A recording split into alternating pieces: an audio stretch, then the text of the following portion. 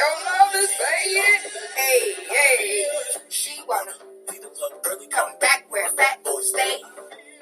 I told her, bring a couple girls from rich down and May. These girls really wanna get nasty, and I don't know none of their names. Wanna drink, nigga, smoke good weed, but I'm gonna need a Gatorade.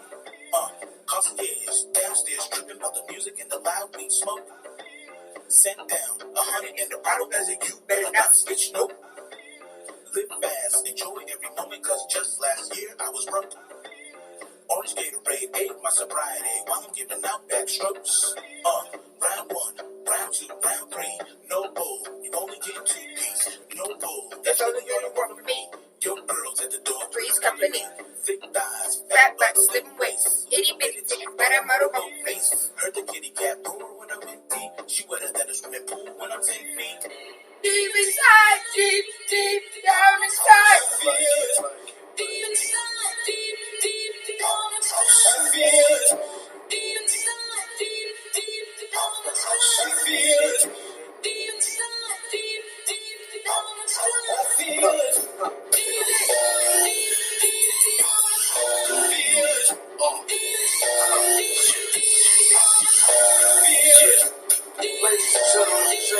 Just the ladies.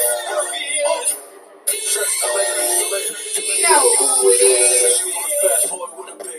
I give it to her, guarantee I mess her life up. She says she want me to taste her with my big lips. But if I do, she be begging me to wife her. Baby girl, put down. I'ma go extra. Fly nigga, you don't want your girl to get next to. I'll put a finger in the butt right now. I bet you she be begging me to pluck right now. Yeah, I'm nasty. Yeah, I'm ready for whatever, whether day or night. I lay the pipe and when I lay it, I'ma lay it right. She be wanting to put my clothes in the closet. I don't need love, girl, I need a deposit.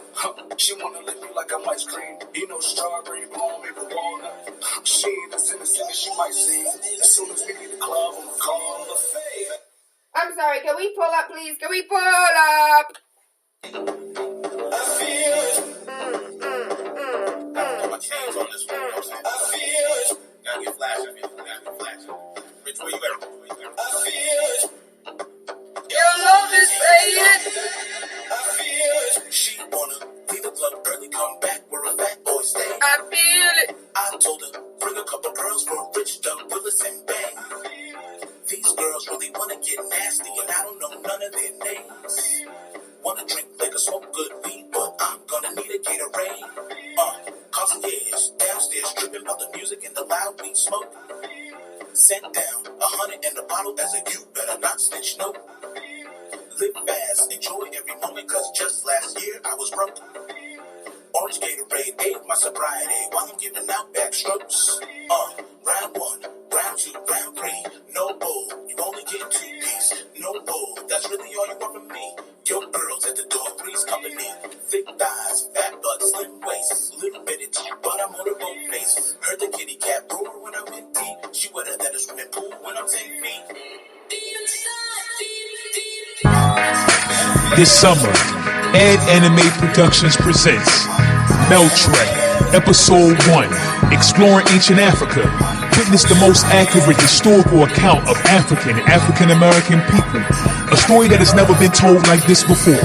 Join Bunchy, Chen, Percy, Michelle, and Jesse as they open their third eyes and are sent back in time by their magical teacher, Miss Lawful. They begin their adventure in ancient Africa in the Nile Valley. There, they meet a young Egyptian boy named Ramesses. Using hip-hop, funky beats, and rhymes, Ramesses teaches the children about the great kingdoms of Africa. They explore the Nile Valley. The Nile Valley was a place to be. Ghana is the first stop, land of the gold that they sold non-stop. Mali and Songhai. Mali and Songhai must have had some serious armies. The Congo. The Congo region is beautiful. Zimbabwe. Zimbabwe's where we land. And Zulu. Witness the mental and spiritual transformation of the characters. Not only will they transform, but you will also as you travel with Meltrek. Let's resurrect the spirit of our ancestors inside all of us and recall that we all come from greatness, so we can be great. We're going to a different time zone where our ancestors always sat on the throne. Yeah, and I'm talking about you and me. Our big vacation considered greatest in royalty. So rise up, Sons and daughters of a KB land. It's time to claim our riches and take back our land. So come and take this journey, and when you come back, tell your friends and family all about the mail track. Mail track, mail track, mail track, mail track, mail track, mail track, mail track. Take it back to the basics, and talk about the mail track. It's all about the positivity. I can't be dealing with your foot nonsense. Number one, I need to be a positivity. How can I be a positivity if you are giving me negative vibes? How am I going to be a positivity? You gotta get with the program. It's all about the positivity, because my mindset is not gonna let my self-esteem down. My mindset isn't gonna let my self-esteem down. I'm not down. playing games no more. Hey, we ain't playing games no more. If I send you negativity, I'm gonna doom you. Shout out to Faith Naturals. Faith put me on to that. Little boy's so hilarious. If you watch the video, you'll understand why. Yes, my life is positivity. Good rising, 66A South Street. That's Faith Naturals. You can just go in there and vibe with her, and you will stay. You'll go in there for like 5 minutes. It'll turn into Target. You'll be in there for 2 hours. Good rising. How you feeling, my loves? So yesterday was Tim Wise, right? Tim Wise was in the building, and he was at Boston Latin. He was in Fenway. Why is Boston Latin look like Boston College? That institution is huge, with a whole bunch of forefathers all around the entire, like, I was like, damn, I've never seen a high school that looked like this, ever. I felt like I was in college. I felt like I was in a very expensive, prestigious, the crab molding upon the ceilings, like, everything about that school says hundreds of millions of dollars. Says as soon as you leave here, you go straight to Harvard, Oxford, Columbia, like, that school is huge. You graduated from Boston Latin. Did you? Listen, if I went to Boston Latin, I would feel like I was supposed to be the president of the United States of America. Boston Latin is huge. I've been inside of white schools in suburban areas. I've never come across a school that looks like Boston Latin. On the inside. I've driven past it thousands of times, but actually being in the inside. And then they don't have like little hand-drawn flyers. Come to the treeouts tomorrow. Those things are, staples, 75 cents per copy. Yeah, I'm jealous. I was definitely jealous. But Tim Wise was amazing. Why are we so fascinated with hearing things we already know, but from a white man? Like, why? He didn't say anything different than what you talk about. Not even what I talk about. What you talk about with your friends. He didn't say anything different from what we talk about on air. He didn't say anything different from what we demand out of our school system. He didn't say he said nothing out of the ordinary from what we know, what we believe to be true, what we want, what we desire. He said nothing of substantial substance that added unto our lives. He said the same thing we've been saying. But why are we so intrigued by it coming out of the mouth of a white man? I wonder. It wasn't that big in 2000. I'm going to try and pronounce your name. Jiversant. Are you Haitian, baby? Jiversant. You know Jiversant Paul? You know him? Maybe not. As far as news is concerned, there's 1,000,001 stories that popped off last night. How can we get through all of them? Probably not. China and Kenya signed a $225 million infrastructure loan agreement. I don't know if you guys... Oh! You've seen me before? It's their ice is colder than ours syndrome. Is it really? Well, I think we are as cold as ice. But as far as the China and Kenya signed the $225 million infrastructure loan agreement, I don't know if you guys remember the conversation that we had the other day as far as Bolivia kicking out the Rothschilds Bank out of the country, and how I went ahead and read about the IMF and the World Bank that, makes you owe them so much money that they now own every part of you. Well, in Kenya, a major infrastructure deal has been signed between the National Treasury and the Chinese government. The Chinese Exim Bank will provide a loan of $225 million to open up the eastern part of the country by upgrading Kibazi Kitu Highway. It is a 3-phase project which aims to complete 472 kilometers of road network that will eventually link the east with the northern part of the country, as well as act as a gateway to southern Ethiopia, Shadow Abashaz, the eastern part of Kenya, which is home to over 5 million people that have severely lagged behind in terms of infrastructure. It's hoped that this project will change that. Kenya's Ministry of Infrastructure says the construction is due to start the 6th of December and will take 36 months to complete. 36 months to complete. I'm sorry, how long did it take Boston to take down the damn bridge over there by Forest Hills? How long did it take for y'all to get potholes fixed on your street? 36 weeks for 472 kilometers. You do know there's 52 weeks in a year, right? I think it's insane. Oh, Tamario. Good rising. How are you? Shout out to Texas in the building.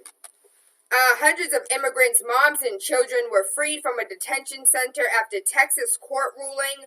Hundreds of women and children were released from 2 family detention centers over the weekend after a Texas state judge sided with critics who say the facilities more closely resemble jails than child care centers. We've talked about this in the past. The numbers are ridiculous as far as the amount of children that don't have parents, the amount of mothers and children that have been captured in a sense and put in what seems like jail. This is not the only facility, but the mass release were a victory for immigrant rights advocates who argue that it's unnecessary and inhumane to lock up undocumented mothers and children seeking asylum in the U.S. The state law focuses narrowly on emergency rules designed to allow the detention facilities to meet Texas's child care licensing standards, but the state case arises out of ongoing federal litigation, which has put immigration and customs enforcement on notice that these facilities are not acceptable places to house children. This may not be the end of our legal battle, said Bob LaBelle, the executive director of the grassroots leadership, which brought the state's lawsuit. But for now, if these facilities want to apply to operate as child care facilities, then they have to do so like any other child care facility in the state. Mother and children, most of them from Central America countries, can languish at detention center for months while their cases move forward in immigration court. The lucky ones are released to sponsors, often family members, so ICE knows where they are, but they usually trickle out just a few at a time.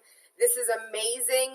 This is a step forward, and we have a long way to go. Nigerian scientists prove efficiency of nanomedicine in HIV and AIDS, and as the world waits with bated breath for the outcome of the ongoing clinical trials of HIV vaccine in South Africa, scientists in Nigeria appear to have hit the bullseye in search of the effective medical cure for HIV and AIDS. A research team at the Oprah University of Agriculture in the Atyia state, led by Professor, I love my African brothers and sisters.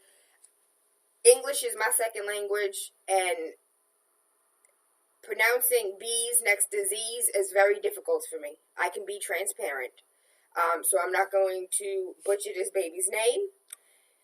But this professor has been able to prove that synthetic aluminum magnesium silicate, which has developed, can cure the AIDS, HIV, the result of the clinical trials of the anti-intravenous efficiency of MSAMS in male and female patients was published in the British Journal of Medicine in 2016. It was also among the papers presented last Wednesday at the World Virology Conference in 2016 held at Texas in the United States.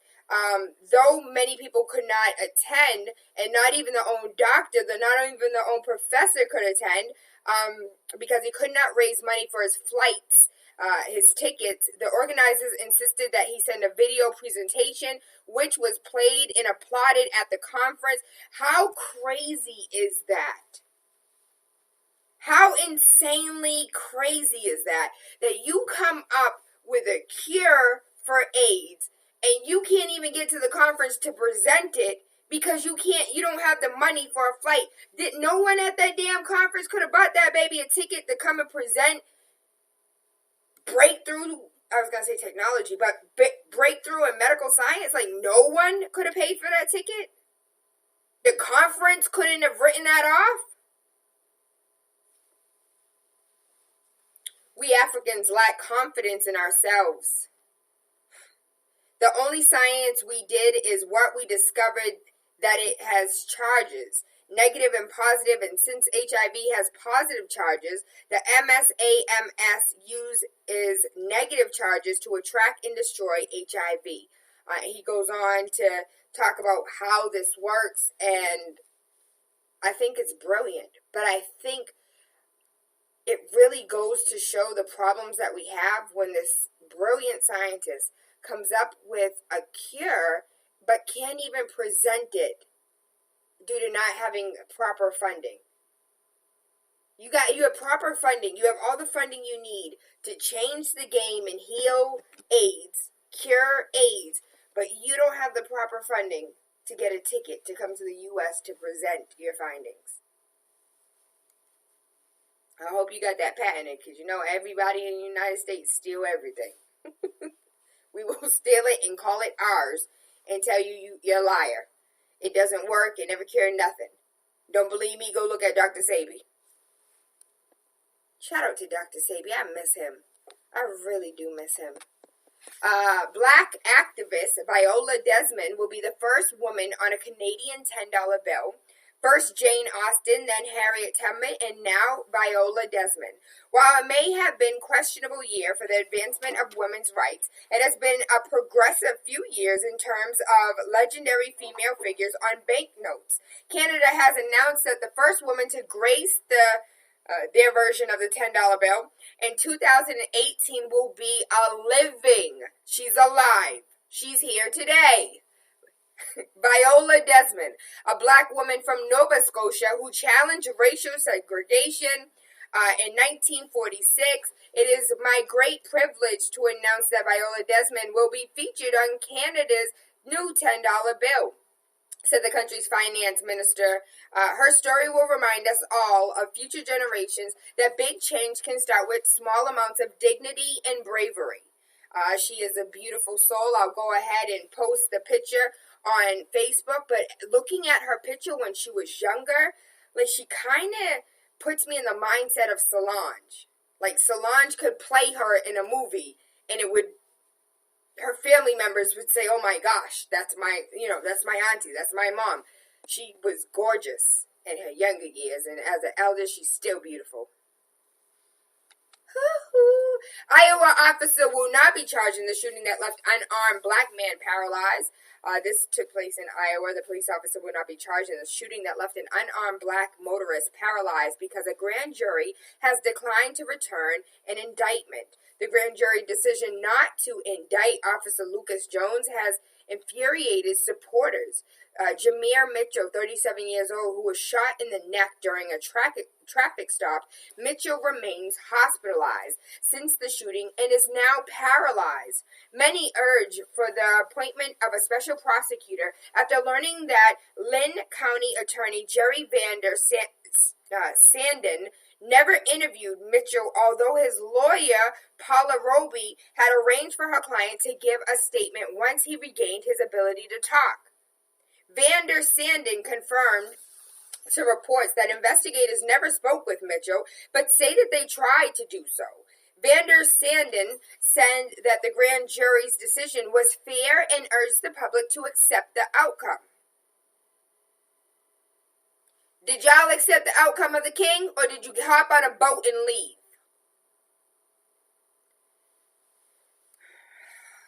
Lord have mercy. The prosecutor says that Jones was defending himself against Mitchell during the traffic stop that says became confrontational. According to reports, Jones pulled Mitchell over for a burnt-out light bulb on his license plate. Can you see my face right now? A burnt-out light bulb on my license. Do you know how many police officers' front lights don't work? Blinkers don't work? I'll leave it alone. No soapboxing today. It's Friday. A burnt-out light bulb on his license plate. The officer said that he smelled marijuana as he approached Mitchell's truck. Too bad it wasn't Massachusetts, because that don't mean nothing here, baby. Mitchell was annoyed at being stopped, because I would too if you pulling me over for a damn, like, the car should have a sign, because I can't see the damn light when I'm driving. There should be a sign in the car. Ding, ding. Change your license plate light. Ding, ding. Your backup rear view parking light is out. Like, remind me. Tell me something. He was annoyed at being stopped and didn't comply with orders to get out of the truck. Authorities say a lot of things. Mitchell got out of his truck, and Jones said he told him he was going to detain him and grabbed his handcuffs. The two men began to scuffle as Mitchell allegedly attempted to get back into his truck. Hold on. If you don't want me out, I'll get back in. You ain't finna arrest me, though. Jones grabbed his gun and fired 3 times, hitting Mitchell in the back of the neck with the first shot. Hold on. I'm not. He won't be charged. There is no indictment. What have we been talking about this whole week? Trauma. Accept it for what it is and move on. Pray about it and move on. This is traumatizing. This is traumatizing to a black man reading the story, thinking I might be next. This is traumatizing to a youth who is watching what's going on in the world. Like, this is normal. This is normal. I remember coming up, bad boys, what you gonna do? What you gonna do when they come for you? Remember when they used to run 16 blocks and the camera, a camera doing all types of stupid stuff. You looking at the ground, you looking at the neighbors, cameraman breathing all heavy. We got him. What happened to real police officers that did police work? I know a black man paralyzed. No indictment. Jamal Mashburn, now 43 years old, played for 3 NBA teams and the Kentucky Wildcats in college. Although he was a very good basketball player, basketball was not his only goal in life. The amazing young entrepreneur had dreams at the age of 15 to build a business empire of his own. It was not just a dream to fall back on if basketball didn't work out, but a dream he planned to fall forward to. Career goals beyond sports, setting goals, has always been very important to Mashburn. He worked hard at being a good basketball player, but he also looked into the future and had career goals that went beyond sports. He now owns more than 80 franchises, locations, and 5 dealerships, including 40 Papa John's, 38 Outbacks, and 4 Dunkin' Donuts. Are you hearing me, my love? Are you 80 franchise locations and 5 car dealerships? Can I talk to the drug dealers real quick? This is probably the most immoral thing I could have ever said in my life. I might get backlash for this. People might hate me for it, but people hate me anyways. To all of the drug dealers, whom some of them I know, spend $500 on about $12,000 on watches, $13,000 on necklaces. Do you know you could have had multiple businesses with one watch? One watch could have opened multiple businesses. Can you please govern yourself accordingly? Can you please prepare a future for your family? It makes no sense to me. And I'm speaking to the drug dealers right now because they might be asleep. But I'm speaking to the drug dealers right now because the amount of money that comes in and out of their hands on a daily basis, there's no reason why your mother still doesn't have her own house, like, paid for. Paid for. It doesn't make any sense why she's staying in an apartment paying rent. It makes no sense why you don't have multiple businesses. And for my MBTA drivers making $100-something thousand a year if you do some overtime. Have you ever had a conversation with your brothers and sisters that also work for the MBTA making over $100,000 a year for y'all to put, $5,000 each into a pot, not a susu, but into a pot to open a business where everybody can be, get their little money off? Oh, maybe like a beauty supply store? $30,000 to open a beauty supply store here in Massachusetts with the help of Devin from the Beauty Supply Institute.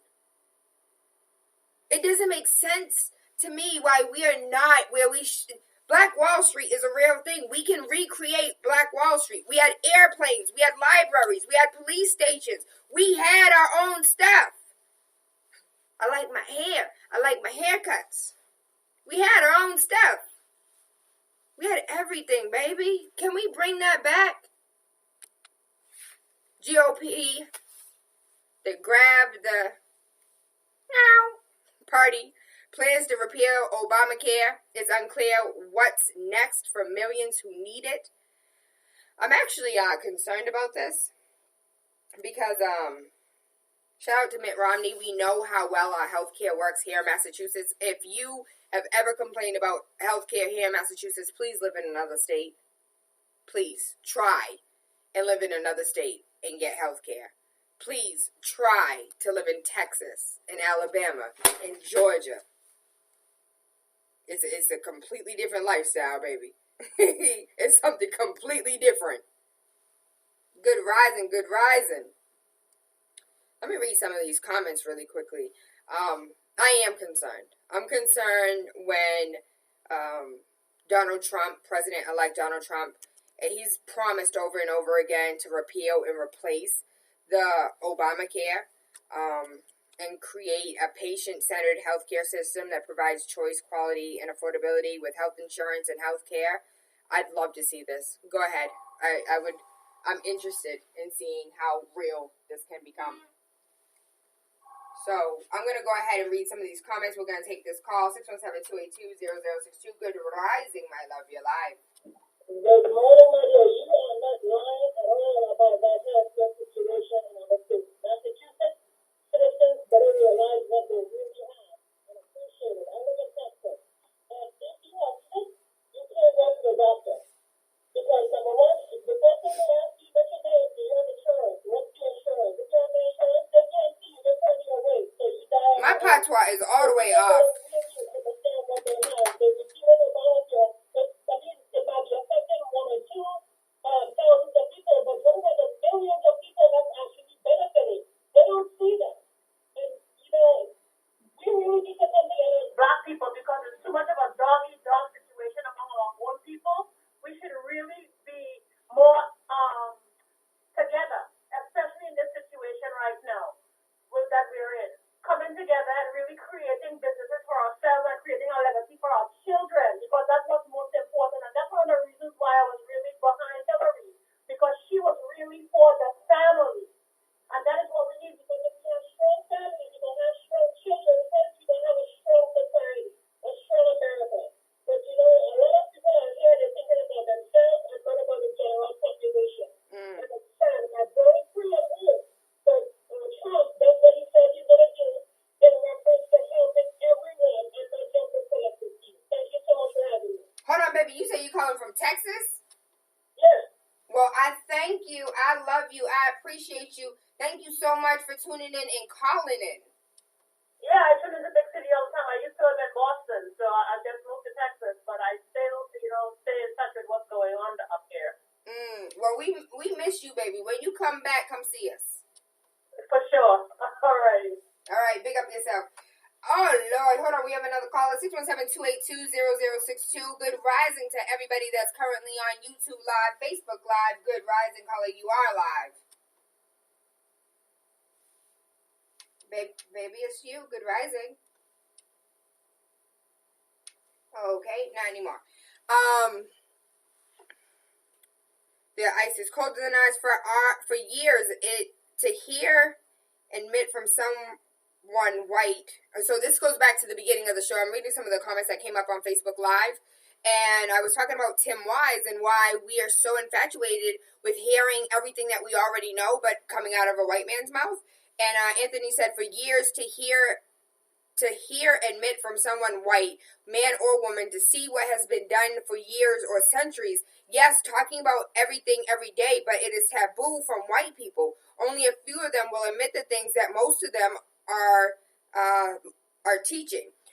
One of the things I was going to say is same thing with Jane Elliott. Like, I don't know why I'm so infatuated with her saying the same things that we already know.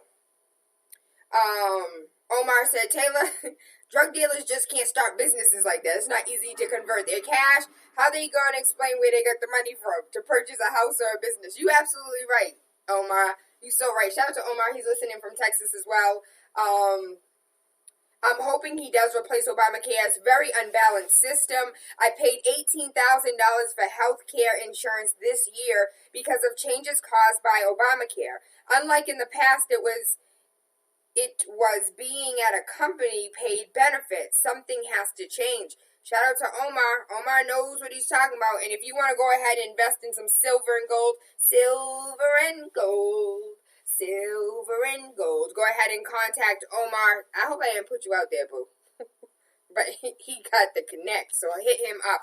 Ohio passes a very controversial bill that will ban abortion after 6 weeks.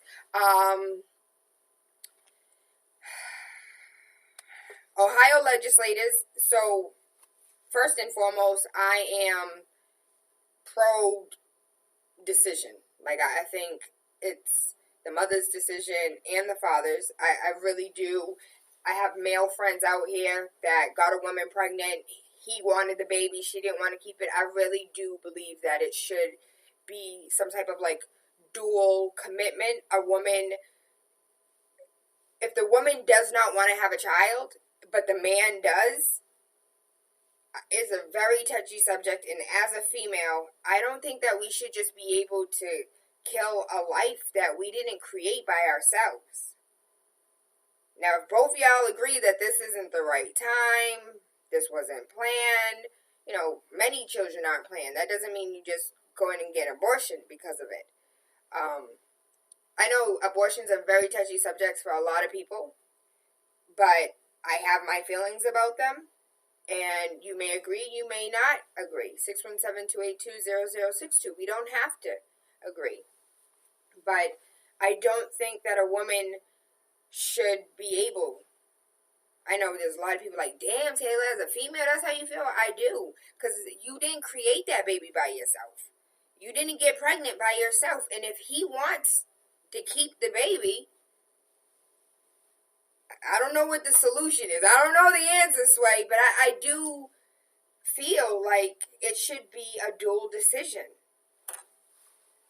It shouldn't be a one-sided decision. And that goes for keeping the baby, too. That goes for all of these mamas out here that wanted to keep the baby, and the father's like, listen, you know the kind of broke. I'm thinking we should do a show on that. Absolutely. We should do a show on that. Not today, because Dr. Atyia Martin's on her way. And we're talking about, you know what we're talking about this week. 617-282-0062. Good rise and call you live. Yeah. Talk to me, baby. You mad at me for what I said? No, I'm not mad. I'm just on the opposite side. I think that women should have a choice of what goes on with their body. She's not going to take care of the kid if she don't want it.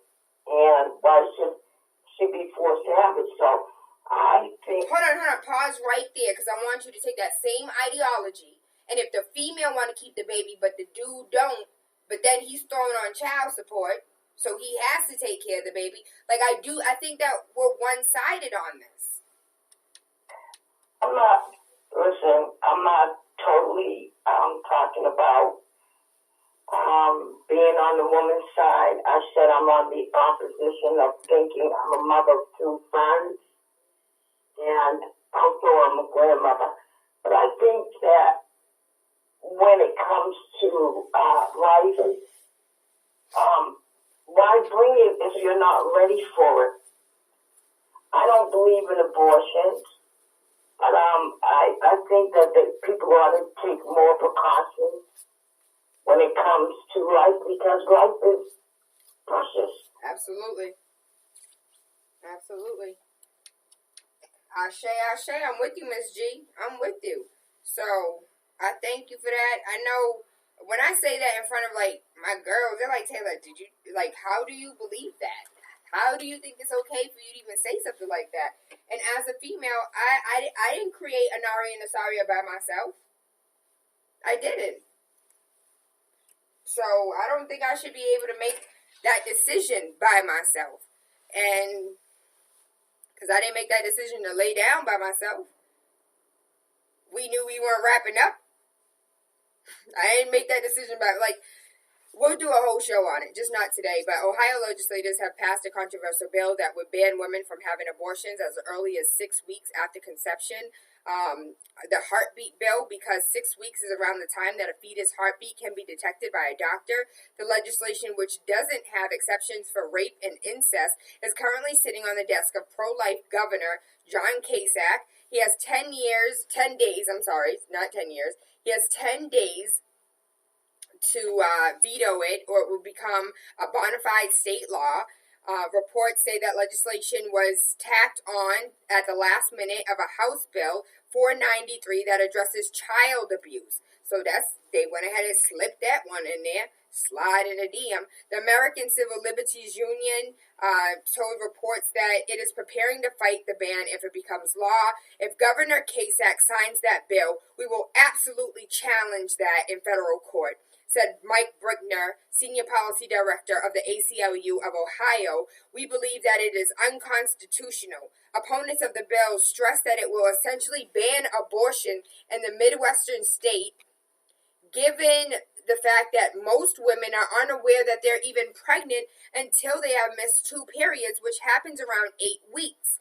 In a statement, Planned Parenthood wrote, "This bill could take away a woman's right to make her own medical decisions before she would have known she had a decision to make. The heartbeat bill is just one of the many abortion restrictions in the state, including a requirement for an in-person meeting with a doctor, followed by a 24-hour waiting period, limitations on the use of drugs to induce abortions, and restrictions on clinics that provide abortion." Other reports stated, since these laws went into effect, nearly half of the abortion clinics in the state have shut down. Kasich could also see another abortion bill land on his desk in the up-and-coming weeks. We will follow that because I think it is important. And they're absolutely right. Most women don't find out they're pregnant until they miss 2 or more periods. And the truth of the matter is, most women don't find out they're pregnant until they're like almost 3 months pregnant.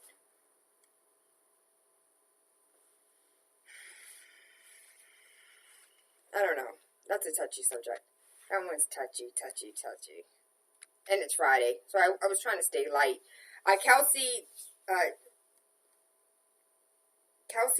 Diminick, the first American fashion designer to showcase designs in Cuba in 55 years. American designer to showcase designs in Cuba since the embargo was put in place in 1960.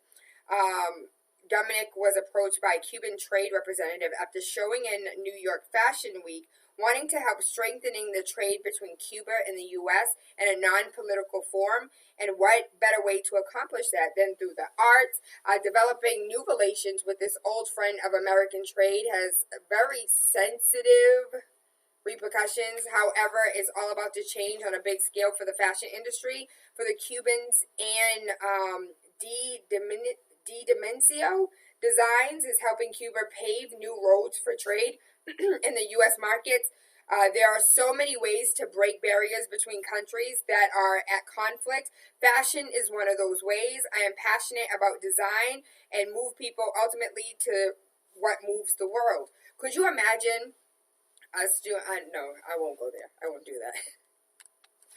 Lord have mercy. No free for illegal immigrants in France. This is real life.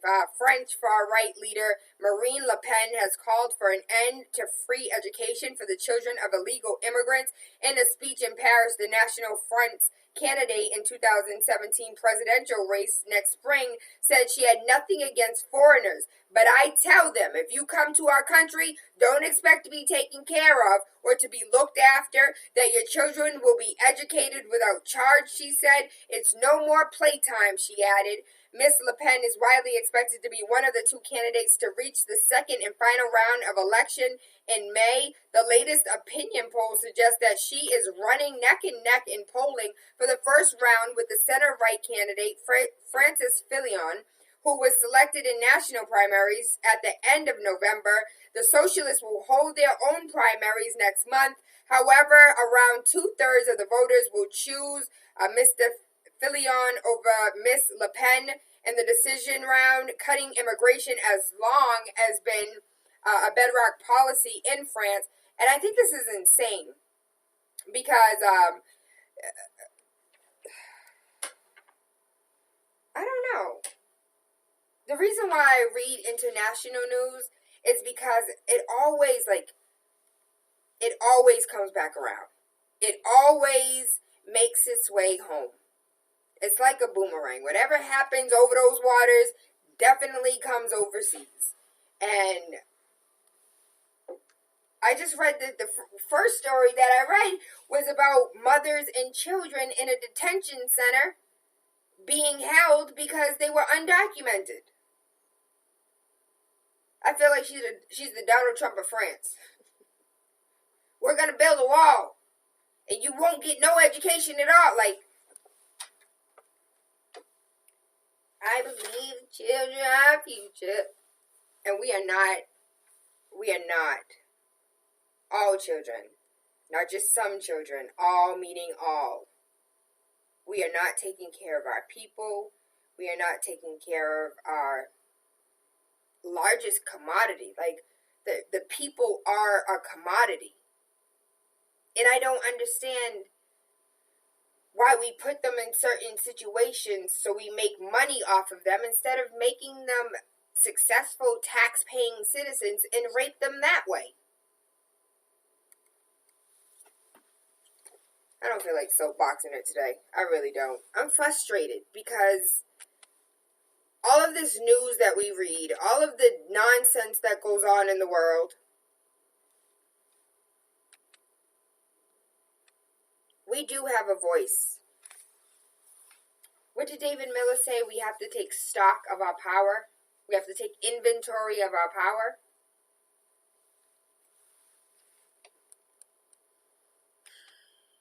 Do not forget, really quickly, I'm going to go ahead and get Dr. Atyia Martin set up. Black Guns Matter, Boston, free firearm safety and training. This is not going to give you your certificate, but you're going to get free firearm safety and training, but you're not going to get your certificate, but you should be in the building so you can have a conversation about how to grab a hold of your Second Amendment rights, how to understand the law.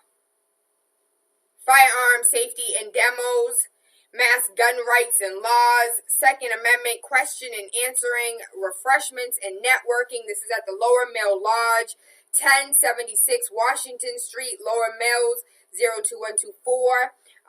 There is no registration required. You don't need to sign in. You don't need to sign up. You just need to show up. That is December 17th from 3:30 p.m. until 6:30 p.m. Again at 1076 Washington Street in Lower Mills. It's located at the Lower Mills Lodge. And if you need a place to host something, if you need some space, the Lower Mill Lodge has great prices. If you need that hookup, please inbox me, Facebook me, website me, whatever it is that you need to do. Lower Mill Lodge has great prices, great space, and you will definitely appreciate it's You'll get everything you need for your dollar. How about that? Shout out to Black Guns Matter. Hashtag Black Guns Matter. Shout out to Maj, who is coming December 17th. He'll actually be here the 16th, 17th, and 18th. On the 16th, he'll be in Worcester. On the 17th, he'll be here in Boston. And on the 18th, on Sunday, there will be a private conversation for those that are ready to, get this thing started so we can become an open carry state, or at least an open carry city. So you can at least have your constitutional right to carry and not carry to the damn shooting range and then carry it back home. So you can actually have your gun in your vehicle or gun wherever you need to have it instead of being restricted like we are. Contact Platinum Firearm Safety. That is Firearm Fred's. That's the name of his company.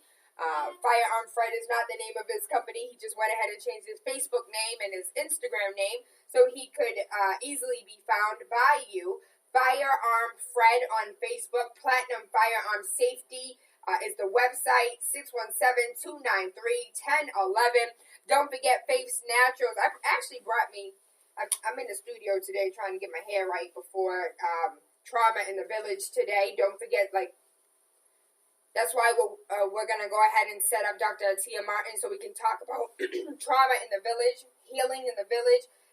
Friday, the Trauma in the Village is for educators, for administrators, and for policymakers. And then tomorrow, Saturday, from 10 a.m. until 4 p.m., we'll be at the Sustainability Guild. That's for all parents. That's for all students and children. Just bring those babies out. We'll have healing, we'll have massages, we'll have Reiki, we'll have yoga, we'll have everything you need to understand your healing and to move forward in your growth and development. I want to give a huge shout out again to Faith's Naturals, Faith's with an S, Naturals with an S, beauty.com, or you can just go over to 66A South Street, big, pretty, pink door, great energy. If you are in the High Park area, please go to Zaz. Go get you some food. My baby hit me up yesterday. She said, Tayla, you told me about this basil fried rice. I had to get me some, and now I'm in love. The food's so good. It sure is. Go get you some at Zaz, or you can come see me tonight. Tip your bartender at ZC Boston, 801 Mass Ave. Free delivery, free parking. They deliver from Columbia Road all the way, Blue Hill Ave all the way to Columbia Road. They probably one of the only Chinese food restaurants that deliver in Roxbury and parts of Dorchester. Also, for breakfast, shout out to Raphael's. I'm going to go get me some saltfish, ackee, and some porridge. And if you want to meet me, please meet me there. Saltfish ackee, that is Raphael's Breakfast. That is directly across the street, diagonally, on Washington Street from the Dorchester Courthouse. Last but not least, I just want to play this song one more time. One more time. I feel the faith. I feel it.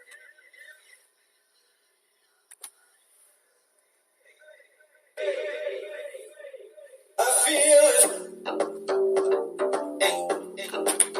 I feel it. Gotta put my chains on this one, you know what I'm saying? I feel it. Gotta get flashy, Rich, where you at? I feel it. Your love is fading. I feel it. She wanna leave the club early, come back where a fat boy stay. I told her, bring a couple girls for Rich, Doug, Willis, and Bay. These girls really wanna get nasty, and I don't know none of their names. Wanna drink liquor, smoke good weed, but I'm gonna need a Gatorade. Concierge downstairs, tripping about the music and the loud weed smoke. Sent down 100 in the bottle as a you better not snitch, no. Live fast, enjoy every moment, cause just last year I was broke. Orange Gatorade gave my sobriety while I'm giving out backstrokes. Round 1, round 2, round 3, no bull, you only get 2 piece, no bull, that's really all you want from me. Your girl's at the door, Three's Company, thick thighs, fat butt, slim waist, little bit itchy, but I'm on a boat face. Heard the kitty cat roar when I went deep, she wetter than a swimming pool when I'm 10 feet. Deep inside, deep down inside, I feel it. You got something for me. I feel it. Deep down inside. I feel it. For what? I feel it.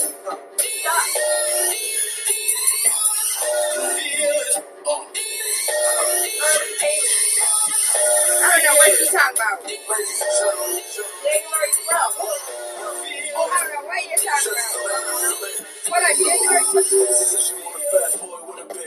I give it to her, guarantee I mess her life up. She said she want me to taste her with my big lips. But if I do it, she be begging me to wife up. I got scared because you know I'm not here January 12th.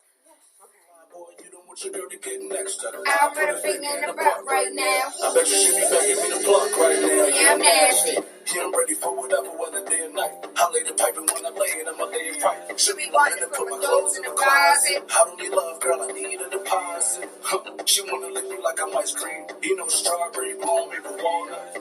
She ain't as innocent as she might seem. As soon as we leave the club, I'ma call her. Can we please pull up? Can we please pull up? I feel it. We're gonna let the baby get ready real quick. I feel it.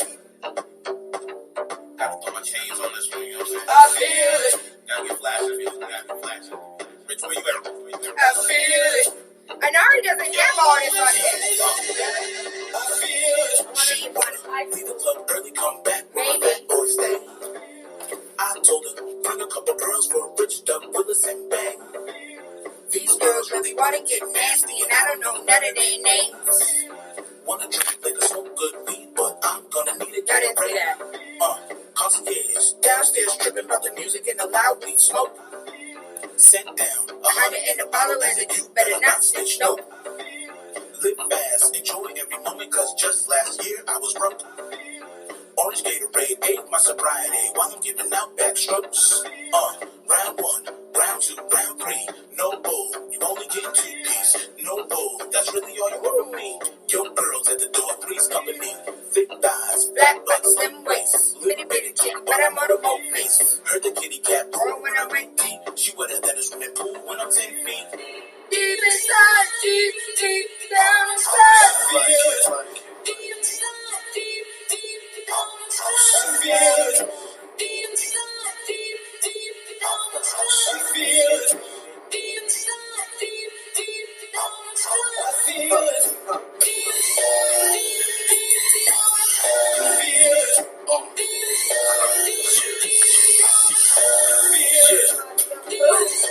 Look my baby, look my baby, look my baby.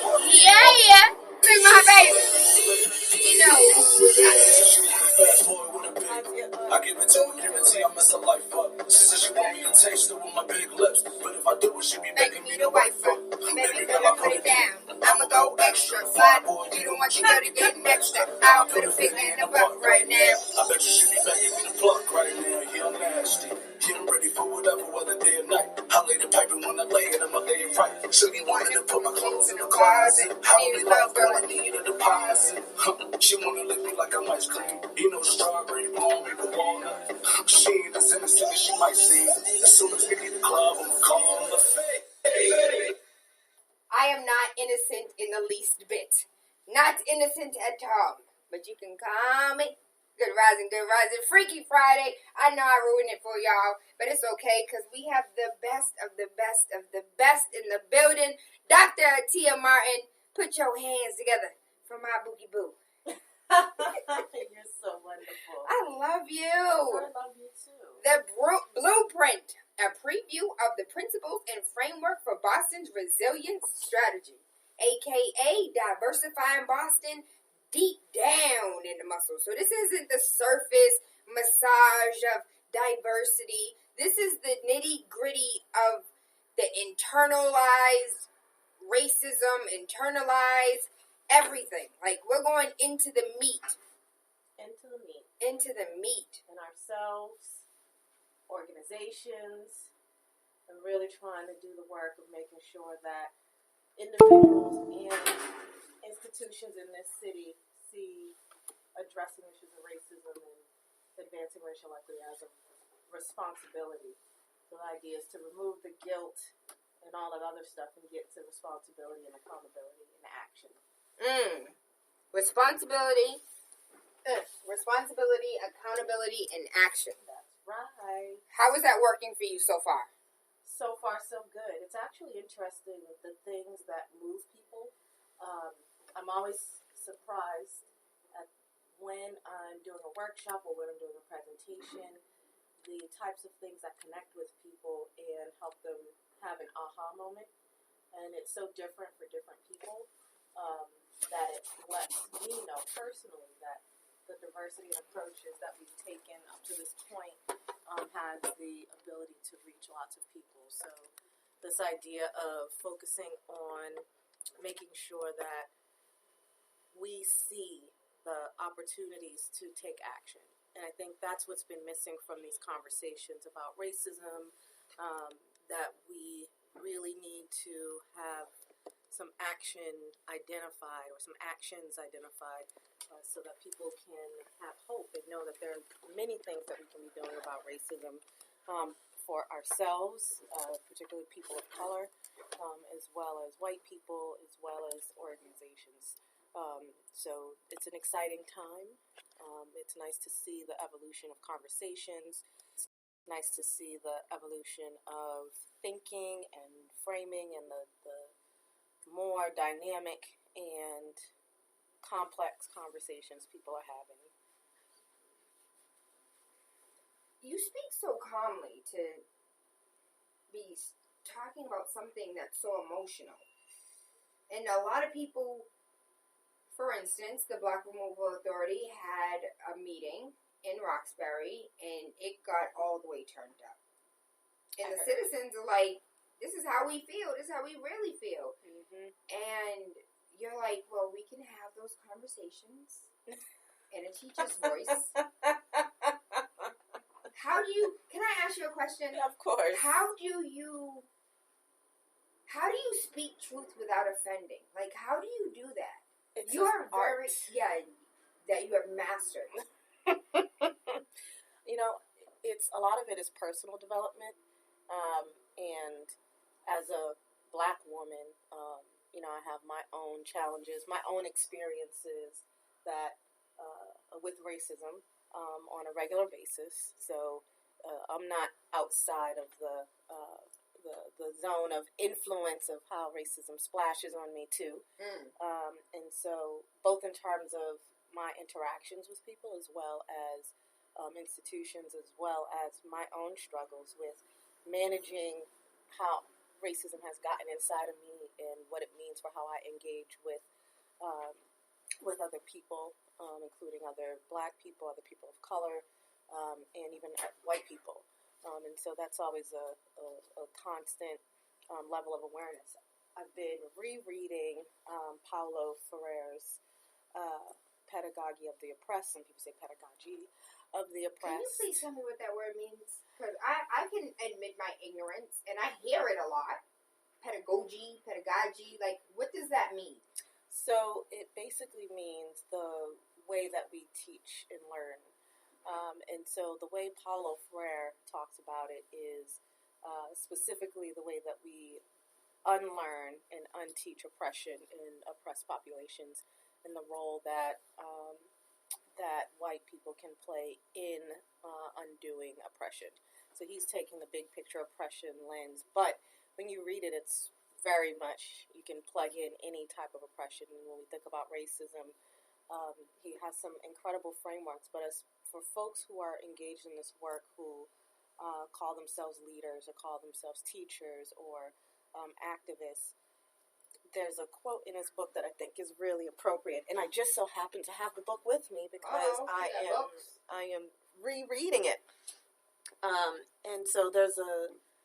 Put it on your lip. We can't hear you. There's a point. There we go. There's a point where he talks about the role of leaders in this struggle, and he talks about if you are going to take this on, that it requires a type of self-introspection on a regular basis to be able to continue to do this work, and really to guard against looking at your own people or the people you're trying to help as sheep, as those who need to be preached upon, those who need to be taught to act. Yeah, because they know. Because they know, right? It's their lives, right? And so the idea is that instead of teaching in a way that is about dumping knowledge into people, that it's about taking people on a journey so that they can experience and go through the learning process themselves so that they can have their own evolution and understanding about these issues. I'd like to read that book because you made me feel a little guilty because I feel like I might be dumping knowledge upon folks when we should be going on journeys together. But I kind of feel like we go on journeys together because I don't have the answers, Sway, but we find them and seek them out together. Absolutely. Facebook want to see too. Facebook. There you go, Facebook. There you go. And say it again. The book is called Pedagogy of the Oppressed. Pedagogy of the Oppressed. And and the reason I bring that up is this idea of many of us engaged in this work sometimes forget that, and sometimes forget that a lot of this requires us to be doing the work on ourselves as well, constantly.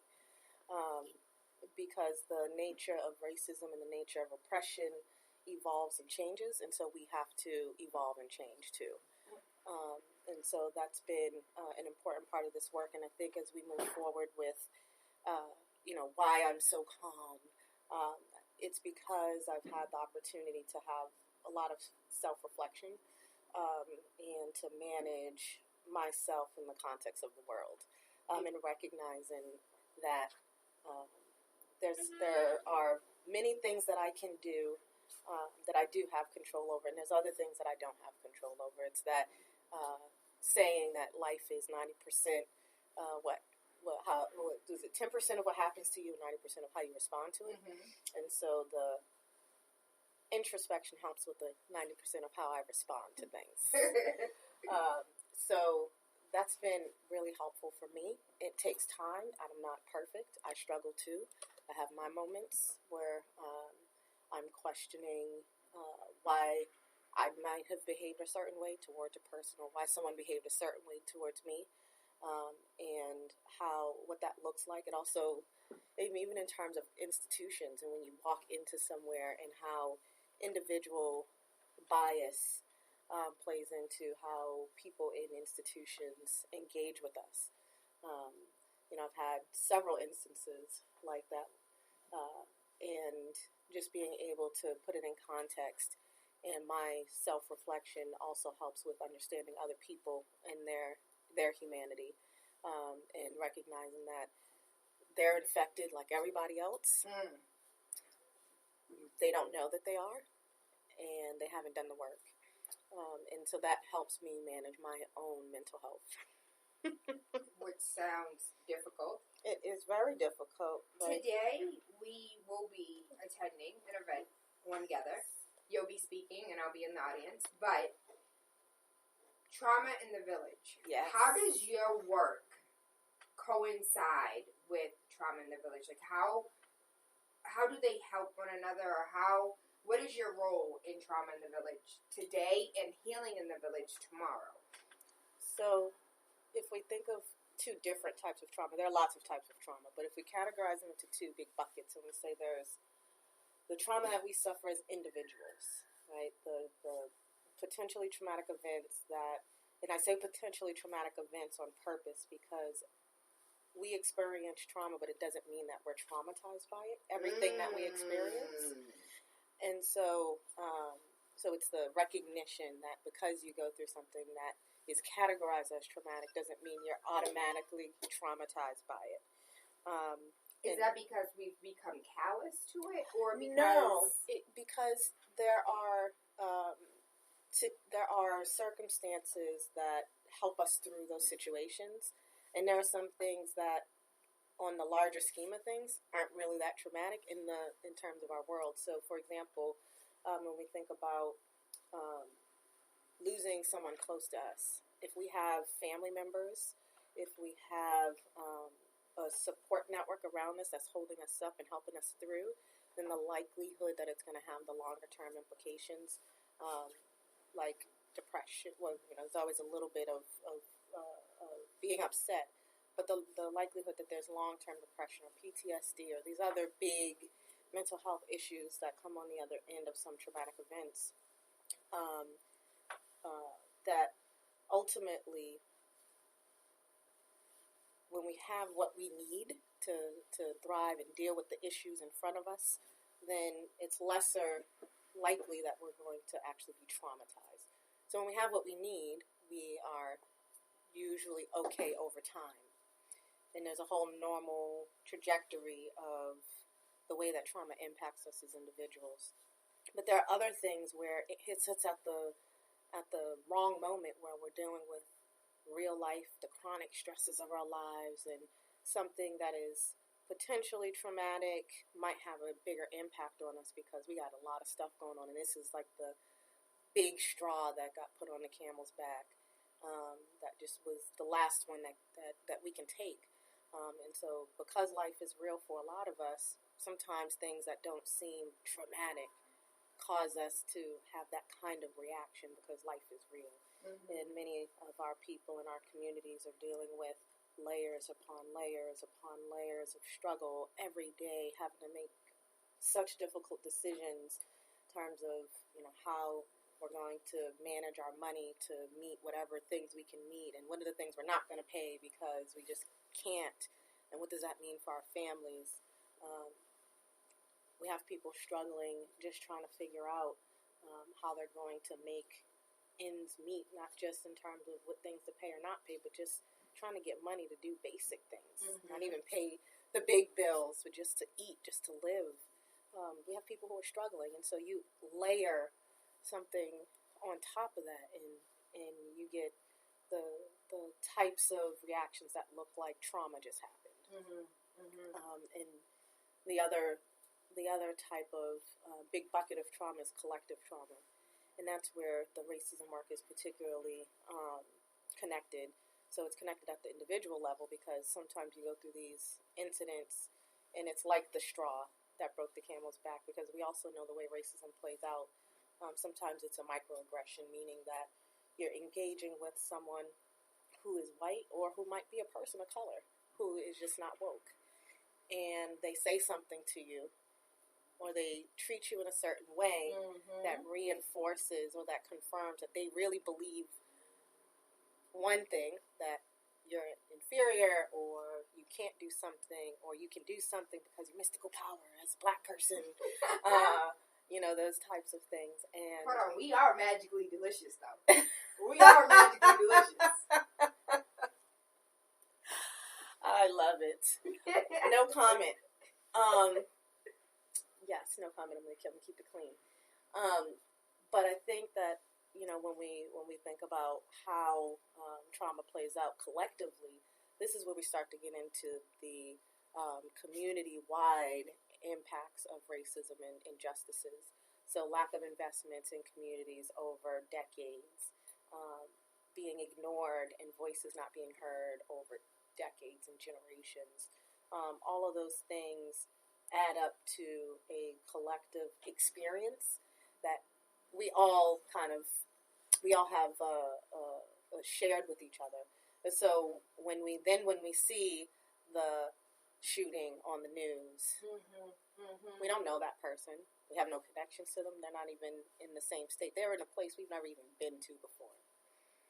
But the way we feel it, the way that it hits us, the way that it impacts us, that's part of the personal and collective trauma, right? It reinforces experiences that we've had ourselves, and it is part of the larger Black experience, a larger experience of people of color when you think about other folks who are dealing with this too. And so the collective trauma piece, I think, is something that we don't really talk about.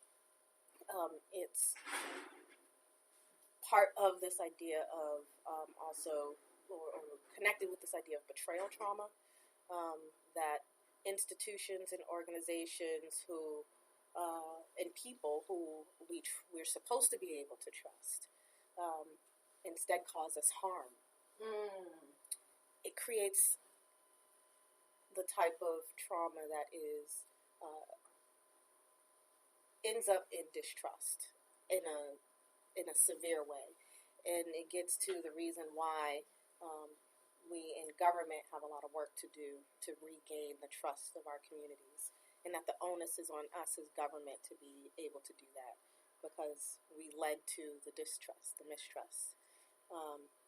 And so this idea of collective trauma, I think, is very relevant for how we look at the work that we need to do to support our communities and do this work around advancing racial equity and confronting racism. I have a question.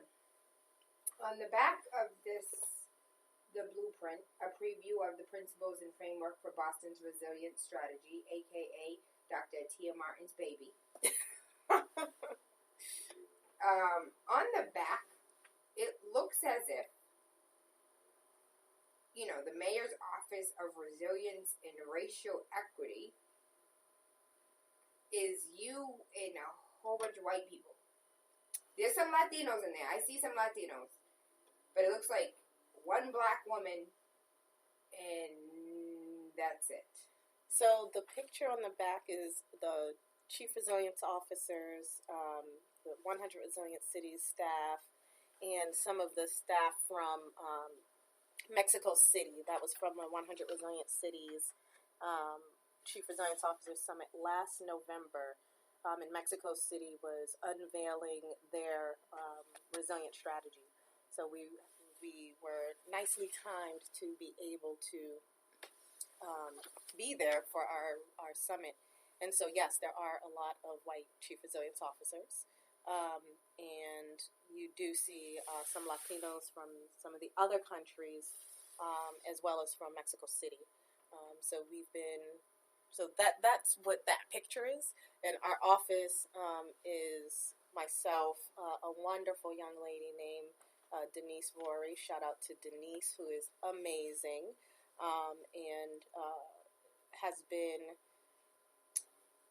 like an angel to me because of her ability to just jump in the middle of a lot of chaos. Like when you have a one-person shop in the beginning, to get everything done means that there's a lot of chaos. So she had to jump into a lot of chaos. Mm-hmm. And then we also have a wonderful woman named Kathy who manages my calendar and has been a godsend as well. And we have several fellows and interns who support our work, and then internal support from other city agencies to move the work forward.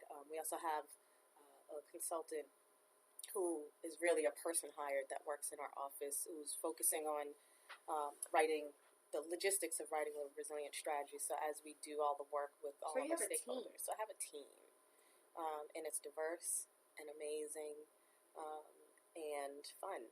So even in spite of the topic that we deal with, so resilience and racial equity, we try not to take ourselves too seriously. We try to have a little bit of fun in the middle of all the hard work that it takes to move this forward, in the middle of being in government, in the middle of being in these times after the election where people are struggling with the outcome of Donald Trump being the president-elect.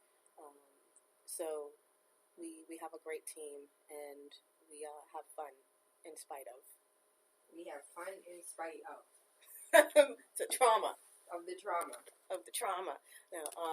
But, I think for many of us, we've all experienced traumatic events in our lives, and different things work for different people, but at the end of the day, there's some key things that are really important. One being that folks' needs get taken care of in the moment, right? So a lot of times we make assumptions about what people need after something has happened to them, and at the end of the day, most people know what they need, and it's usually different from what we assume. And a lot of times it's logistical things to deal with what's happening in front of them.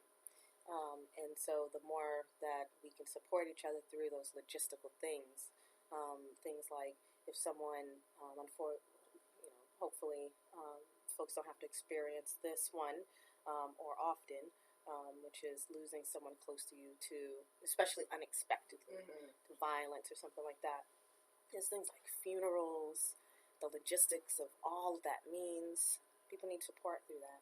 People need support in thinking about, what they're supposed to do with their jobs and how they notify their jobs, and make sure that they don't jeopardize their employment while they're dealing with these things. Exactly. The Family Medical Leave Act, FMLA. Making sure that folks have what they need in terms of child care, making sure the kids are okay while the adults are dealing with this. all of these pieces that in the larger scheme of things we usually forget about, but when you ask people what they need in those moments, a lot of times it's very specific, practical things. And shout out to Courtney Gray for the work that he has done over the years. Shout out to Courtney. In this field, and the work that the Boston Public Health Commission is doing, big picture around trauma.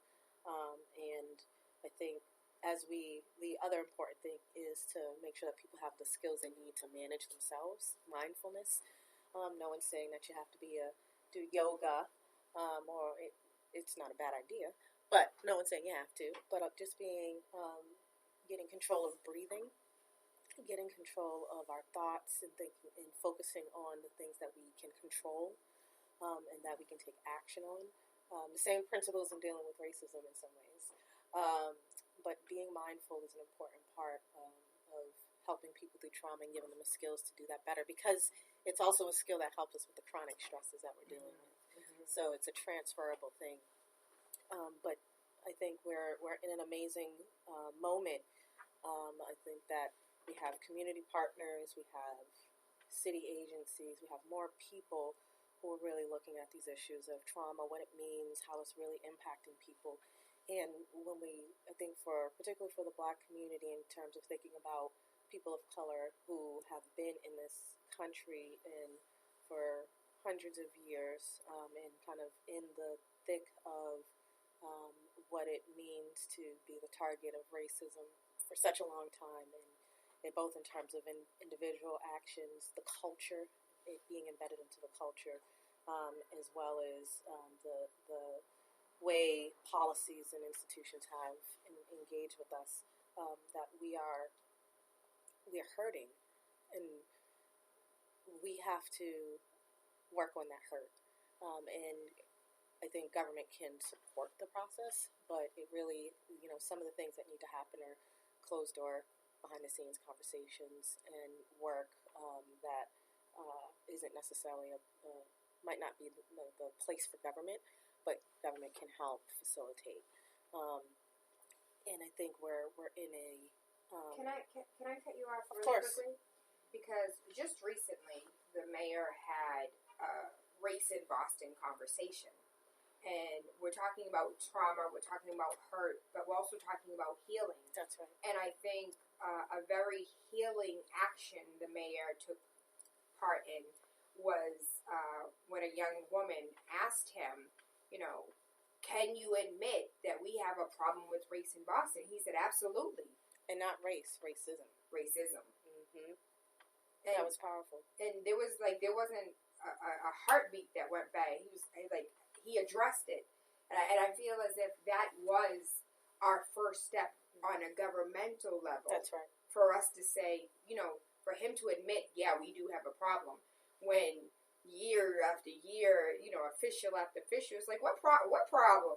We ain't got no problem. You might have a problem, but we're good over here. Why are you making a race issue? I know. Why are you making it a race issue? It ain't about race. I don't see color. I go through red lights. No, How is that helpful, and how else can government assist in the healing process? So I think, or how are you guys now? Not like how are you now assisting in healing processes that people might need to reach out for? So there's a couple of things. So one, the acknowledgement. So in the blueprint, we talk about how important it is to explicitly acknowledge the issues of racism, and I think the next evolution of that is thinking about how do we not just acknowledge, but pay some type of tribute or homage to what's happened. And we have a number of institutions in Boston that have the history of Boston at their fingertips. They have audio and video and letters that kind of show what people were experiencing in Boston over time, particularly during moments where there's a lot of race relation issues and a lot of racism in the more. You see how cool and calm you are? Because I'm like, what I'm talking about during the busing situation when they were throwing rocks at us. Yeah, that situation. That situation. During hard times in which we've endured, how do you do that? I don't know. It feels like you have not that you don't have an attachment, but that you're emotionally unattached. How do we be like you? Well, I don't know if Dr. people Martin? need to be like me. And it's not emotionally unattached. It's when I'm in my official capacity, I have to represent the city. I'm representing the mayor. And I'm looking at it from in a way that's about how do we help people on a journey. And to help people on a journey, I can't be emotional, right? Because then I'm just going to get emotion back. And what usually happens around these conversations around racism and how we move forward and even healing, people get lost in intentions. I didn't mean it that way, right? And so, but it's really about the outcomes, because the outcomes was, but this is how it impacted me, regardless if that's how you meant it. And that goes for an institution as well. Don't invalidate my feelings. Exactly. And so, and we deal with it all the time. But in government, we can not just acknowledge but pay tribute to folks, these conversations, but not a one-time thing, but that we're creating a culture in Boston where we're willing to go deeper, we're willing to be better and do better, so that the children in this city have access to what they need to reach their full human potential, which right now, racism is a barrier to that happening. So us in government being able to help facilitate that process, us being able to bring resources to bear, use the mayor's leadership as a way to show the way forward for the city and to show what's acceptable and not acceptable. What's the standard culture that goes against what we're used to, the status quo, because we know that the status quo perpetuates inequities, it perpetuates the social injustices. So I think I am really proud of the direction the mayor has taken. Mayor Walsh has been very supportive of the work, and Mayor Walsh has been a wonderful learner. It's been amazing to see him on his journey and to hear him talk about his journey. And I feel incredibly blessed to be in this role, doing this work. And so, can I ask you a personal question? Ooh, a personal question on air? Official capacity? A personal question in my official capacity, yes. Have you seen the growth of the mayor? Have you seen the mayor have an ideology switch from the conversations that we're having as far as resiliency and like the integration of thought? I think that's really what it is, because Tim Wise said last night that we've integrated bodies, but we didn't integrate ideologies or philosophies. And I feel like in 2016, this is what we're doing, is integrating the philosophies and, the differences of our societies, where that wasn't done in the 60s, 70s, 80s, 90s, or even early 2000s. That's right. So yes, I have seen his evolution, and we'll continue to see evolution, because for all of us, this is an ongoing practice. And so I remember when I first came on, listening to him tell stories about how he grew up and how he talked about the way that he grew up in a diverse neighborhood and all the wonderful experiences he had because of that. And I think he now recognizes that the framing and his understanding of how that played out, or how he talked about the way it played out, even that has evolved. And not so you'll see the difference in even speeches and what gets covered in speeches. Are you serious? So if you look back and see what the content of speeches were, and then you fast forward to the Chamber of Commerce speech, very different, and actually pretty groundbreaking for any city, for a mayor to spend the majority of his speech talking to the business community about diversity, inclusion, racial equity, and racism. And then the fact that we did a kickoff event November 19th, and you listened to what he was saying, both in terms of his written notes as well as his off-the-cuff, real-time, authentic, genuine responses, including the one that you talked about. That is part of the evolution.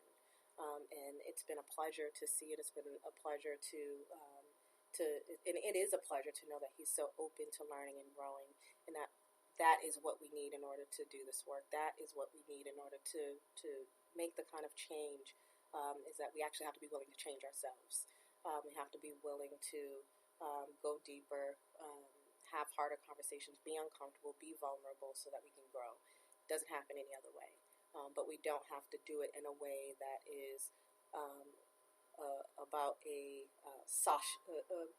guess the best way to say it is we don't have to do it in a way that's so combative, right? That we can do it in a way where we can grow and learn.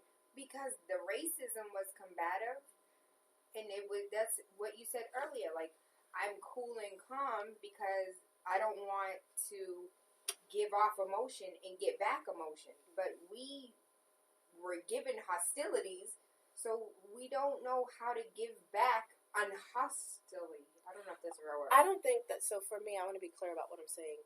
I don't expect other people not to be emotional. This is an emotional issue. Mm-hmm. I have to, as in my role in this work, I have to manage myself in order to help people through a process. And the idea is that we can't legislate. We can't make people have these experiences and put restraints on how they react to things, because this is emotional and people have a right to feel the way they feel about it, because it has been such a long, hard struggle. And people are hurting. People feel undervalued. They're unvalued. People feel like their voices haven't been heard. That's why they feel like they need to talk so loud, and so that folks will listen. And so I think for me, in my role, have to be this way. He said, I don't even have to talk loud because they can listen either way. They're going to listen either way, so I'm going to speak in my mom voice. All love. Voice. All love. I do. I love you. All love. I do feel that I would like for us to be able to learn the restraint that you have learned in order to properly and successfully navigate ourselves through these systems that we deal with as far as oppression is concerned. And if you can, turn it down a little bit, tone it down, and still get your message across, I would love if we could learn to do the same. Because us angry black women, we can't talk about anything. We just automatically angry black women. But Salon said, I have a reason to be mad. Exactly. That's the point, is that people are mad because they were provoked to be mad. And I think for us, we have to go through our own process of acknowledging that why we're mad. Mm-hmm. I think a lot of times we don't acknowledge that we're mad because of our voices not being heard, because of the conditions that we have to put up with, because people who have control over things aren't listening to us, are making decisions that are negatively impacting us, and it feels hopeless. And when people are hopeless, they get desperate, they get angry, and in some cases make excuses for or get comfortable in that space, which makes them more angry. You have to rationalize why you're in a certain situation, and that makes us angry too. And so how do we move forward? Well, acknowledge the fact that we're angry because of everything. Mm-hmm. And the second part is to heal, right? And part of healing is you got to talk about it. You have to be introspective and think about how has racism colored the way that you navigate the world? Is it in the way that you engage with other Black people, other Latinos, other Asian people, whether it's Vietnamese or Chinese, Cambodian, whatever the case? How has racism colored you? How has it impacted the way that you see yourself in this world, and the way that you think about what is accessible to you, what opportunities or what your capabilities are in this world? How has racism colored the way that you dress and navigate and put yourself out there to the world in terms of what image that we're portraying or not portraying. How has it impacted the way that you feel like you have to carry your whole race on your shoulders? Because most of the time you're the only black person in the room, so anything you say or do reflects your entire race. Right, and that's what they call stereotype threat. I didn't realize what time it was. Can we have you back? Can you come back to us? Of course. You got me on deck at this point. You just tell me when to be here, and I'll be like, yes, ma'am. Yes, ma'am. Dr. Atyia Martin, Healing in the Village tomorrow from 10 a.m. to 4 p.m. Trauma in the Village, that's not for you today. This is for the educators. Today is for the administrators. Today is for the policymakers. Tomorrow is for you, we, us. I have work to do. I butchered that, Reggie B. I'm so sorry. But Dr. Atyia Martin, I thank you. I love you. I appreciate you. The blueprint, a preview of the principles and framework for Boston's resilience strategy, the Mayor's Office of Resilience and Racial Equity. Thank you, Dr. Atyia Martin. Thank you, Marty Walsh, for allowing Dr. Martin to do the work that she does. I definitely appreciate you. I want to give a huge shout out to Platinum Firearm Safety, 617-293-1011, and Faith's Naturals, Faith's with an S, Naturals with an S, Beauty.com. If you do not have health insurance, I need you to get some, okay? The Health Connector is here for you. Please go and find them, seek them, and go to the website, healthconnector.org, get some health insurance, and get just get some getting, and all you, what Nana say, and all you're getting, get some understanding. We need some understanding and we need some health care. I am TaylaAndre. This is Wake Up with TaylaAndre. You heard Dr. Atyia Martin, Big City 101.3 FM. I love you. I appreciate you. And I hope you have an amazing day. Doom the haters. We're still live. I got to open this door for now. That's okay. Ooh. He didn't text me today.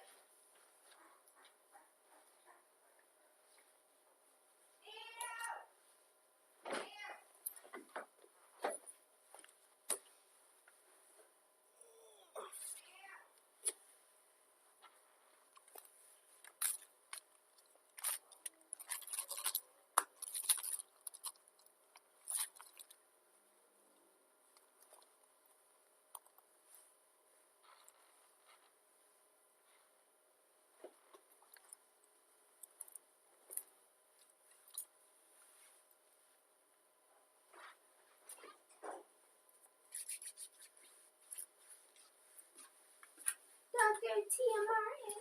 You ready? I gotta go back. I gotta go drop the kids off at school. I have a question. What's up? Can we go in the other room? Yeah, so I can ask my question? Dr. Atyia Martin, y'all like my bone thugs and harmony braids? My Felicia braids? Bye, Felicia. I was over here combing my hair while we were talking. Shout out to Faith Natural, because this is Faith in my hair now. I gotta get my waves. I just took the book because people were trying to understand what the name was. Pedagogy. People say it like 4 different ways. I just roll with however I feel like saying it that day.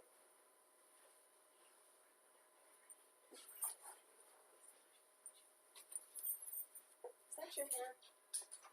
Enough your water hair? I got everything that I like. It's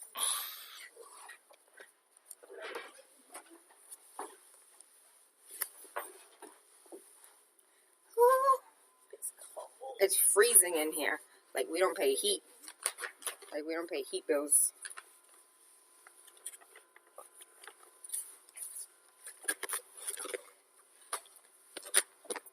I'm gonna have Dr. Martin talk to y'all one more again. Here you go, baby. Hey. I just want you to tell the people them how they can find you. Oh, I love her. Y'all don't understand how bomb she is in all capacities. So you can find us on the web at boston.gov/resilience. You can also reach us at bostonresilience@boston.gov. Look forward to hearing from you. If you have ideas, thoughts on ways that we can do this better, be better, support you in this work, particularly around building resilience and racial equity, please feel free to send those ideas over. Happy holidays. Oh, you're not done. I'm not done? Oh, I'm not done, I've been told. My bad. What is the Office of Resilience? Office of Resilience and Racial Equity? Yes. So our responsibility is to develop the city's resilience strategy, which the blueprint gives you the framework for. We'll be releasing the final strategy in the spring, and then to implement the strategy. So partnering with, there's some parts of the strategy that are explicitly the responsibility of the office, like the racial equity work, addressing issues of racism work. But then a lot of it is in partnership with city agencies, with community organizations, private sector partners who are also taking ownership of their parts in how we move the city forward. So this is not the resilience strategy for city agencies. This is for the entire city of Boston. So hopefully when you see it, you'll see where you can potentially fit in, both in your personal and potentially your professional capacity. What else you got? Let's say, for instance, I have a boss, and my boss is an a-hole, and he's racist, I don't know what, he was one of them little kids throwing rocks at the buses back in the day, but I work for him, and I want him to, be diverse and inclusive in his business dealings. How do I contact the city about the practices at my job? Or is that something that you guys even do?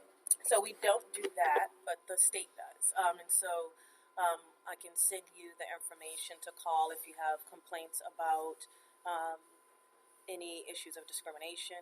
But it's not blatant, though. He ain't never called me a nigga. He ain't never said you spick. Like, it's not blatant. It doesn't have to be blatant. And I think they're the experts on kind of the legalities of things. But also, if folks think there is a way that the person is willing to do better, even if they're in their current state, that there's lots of resources we can connect them with to bring folks into their organization to be able to support them in thinking about what they need to do in order to diversify, in order to get prepared for that diversity, in order to make sure that on the other end, the people who are on the receiving end of their products or service or whatever the case, are also getting what they need. So there's lots of great resources in this city that we can connect folks with. I love you. I love you too. Dr. Atyia Martin. Today, what are you speaking about today? Today's trauma in the village. So today is focused on trauma and racism in the relationship to resilience. So I think I have 15 minutes to do my presentation, and then we do a Q&A session, if I understand correctly. So I'll be doing 15 minutes, very quick framing, and then hopefully people will ask some great questions that will allow us to get deeper. And if you have any questions, just go ahead and send them to me, and I'll, because I think we're going to Facebook Live a good portion of the day. I got to charge my phone, though. I'm really excited to be in this space with educators today and administrators and see how, do white people actually want to change? And what you've done so far, do you see any resistance? Like, nah, I'm good. I like the way that the systems work. I like being... the more than anything else, it's ignorance, right? So it's just a lot of lack of knowledge about what actually, that there is a problem. So that's number one. A lot of white people don't understand that there actually really is a problem that's impacting, in Boston, thousands and thousands of people who are living in the city. They don't always understand what to do about it, and that there actually is a role for them to play in doing something. And so a lot of times afterwards when people come and talk to me and there's resistance, it's usually their lack of knowledge about things, not because they don't want to. Usually it's an individual who feels like there's been some kind of personal, not attack, but they feel personally like they're trying to fight off the feelings of guilt. They're trying to fight off the feelings of, well, that's not me. Right? And I didn't mean it that way. Do it. You know, I didn't mean it that way, or, you know, I never thought about it that way.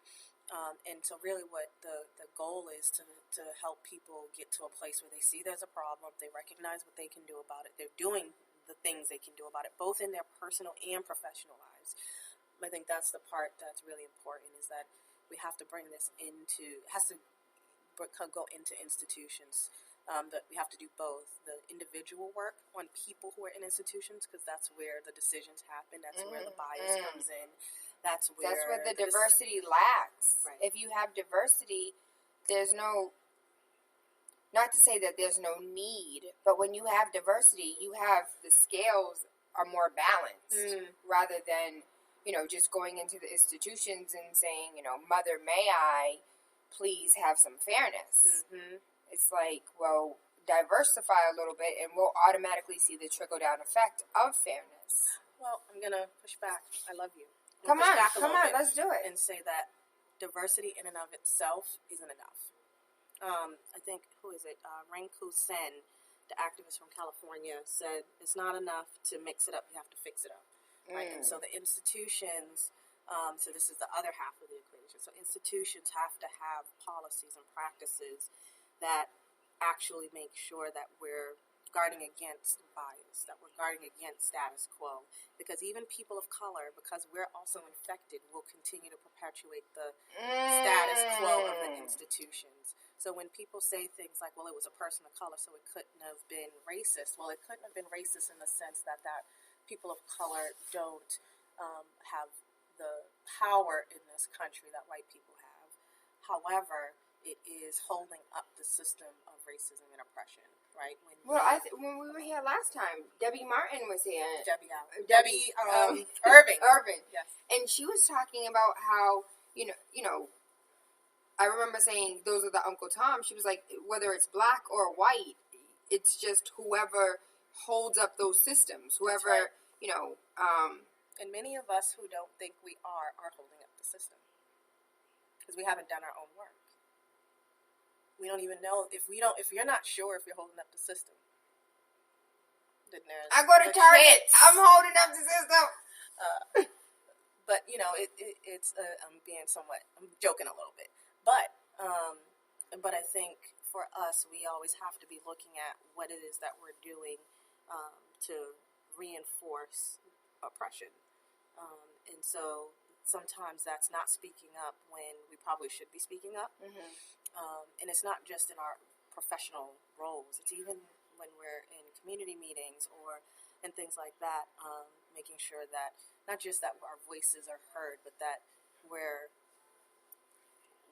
advocating for things that are actually helpful. That we've worked with each other to get on the same page about what the agenda is that we're advocating for.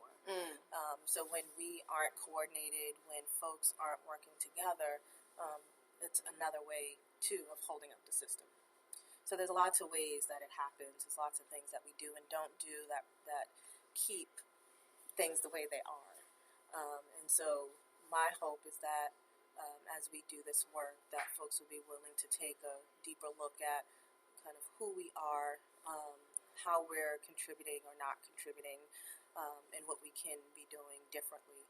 I think the last thing I'll say about this is we act like sometimes like we're perfect, right? We put ourselves in the best possible light, even when we know we're wrong. And so that makes this harder, because what we're saying and what I'm saying is that we have a personal responsibility. It's a personal responsibility. So if it is a personal responsibility, then that means you have to have some humility and recognize that in our own humanity that we are flawed as human beings. And as flawed human beings, we have bias. And that bias comes from our history and how our history has communicated to us who we're supposed to be, who other people are supposed to be, what our place is, and what that means for what we can and can't do. And so we all have that in us, and we have to be vulnerable enough. We have to have some humility in that so that we can move forward, because otherwise we're just pretending. We're not really trying to move the needle forward. We're not really going to do better or be better if we're not willing to take that step. And that the step I'm talking about is to admit that we are human, and as part of the human condition, we have bias, and this racial bias, which is the infection of the stereotypes, all the things the world says about us, about women and men, put black women in sexualization, or that all immigrants don't speak English, or don't understand American culture, or that all Asians, can't drive or have high academic performance, and so these things that continue to create the divides, continue to get in the way of us doing the work that we need to get done, and the things we need to unlearn and undo for ourselves as people of color, whether we're Black, Asian, Latino, Hispanic, whatever the case, that we have work that we need to do on ourselves to understand how this is impacting us. So Paulo Freire's book is good for that. Tom Burrell's book, Burrell. Yep, Burrell. It's called Brainwash: The Myth of Black Inferiority. And then I would also say that there's lots of resources, research that's coming out more now about how internalized racism is taking its toll on our health, on our life expectancy. And so it is a real thing that researchers are looking at. So it's not just Atyia talking about this thing that she made up. This has been years of folks taking a look at these things over time. And it's time for us to take ownership and take a look at it for ourselves and what it means for us. Because tomorrow racism could go away in terms of white people's role in it. And if we, as people of color, as Black people, have not done the work in preparation, you will be the racist. We will just continue to perpetuate the system. That's kind of true, because they're dying off. They're dying in 17 states. They're dying more than their procreation. So that's true. If we don't get ahead of ourselves, white people could be the minority, and we could be racist towards them. And to ourselves. And in some ways, we could end up in a situation where they still hold the power if we don't get our stuff together, because we got work to do. So, all that said, the hope in all of this is that there's plenty that we can do. I think for us as people of color to take a look, understand our history. I didn't mention that earlier, but the history part is so important, because many of us don't understand how we got here, and we see people of color saying things like racism they have never experienced racism. Just by virtue of being a person of color, you have experienced racism. Just look around your community. The other important thing is as part of that history, is to understand all of the positive things. So this isn't just a deficit-based thing, because we're still here. There's many of us who are doing well and have, in spite of an incredibly a system that has racism so baked into its DNA that it doesn't even see that it is baked into the DNA. It's just become a part of the way we do things, and that we have to see the strengths in ourselves and in our communities, and build on it. And so how do we do that better? And how do we do it together?